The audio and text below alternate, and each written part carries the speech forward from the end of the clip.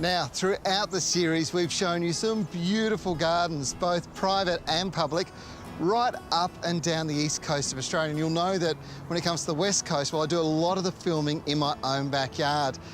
Now, as we're heading from spring into summer, things are changing, so I thought I'll show you around.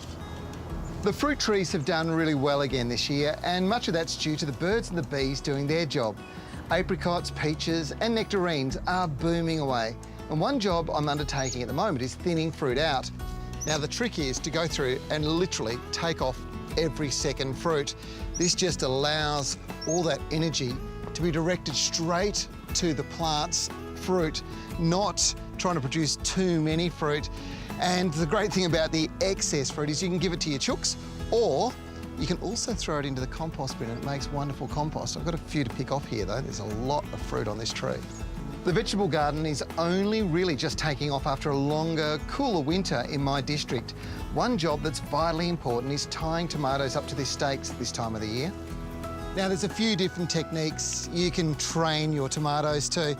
For me, it's not too difficult. We're in a very hot, dry summer climate, so we can literally grow them straight up, pick off the odd side shoot, but literally just tie them all the way up the stem and then just pick the fruit as it comes up. It's very, very easy. But if you're in a wet, quite humid climate, then when you grow them up, just grow a single stem all the way up to the top and let laterals come off like this, and then train them flat. Now, this opens it right up so the air can get in. It reduces risks of disease. It looks great, and it makes picking fruit easy. You might remember I featured the creation of a native garden around a fire pit in a new section of my garden earlier in the series. The garden's planted now and starting to really take off. Remember that trimming plants early, feeding them with a native plant food, and the occasional hand watering is important in the first year of establishment.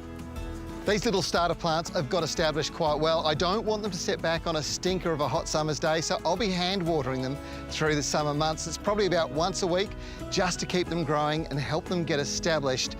This time next year, in the spring, there'll be a mass of colour because they did grow and establish properly. My next project on the garden is down by the creek. I've got a lot of work to do down there, present some different challenges, but it's very, very exciting. So I'll show you that in the autumn series.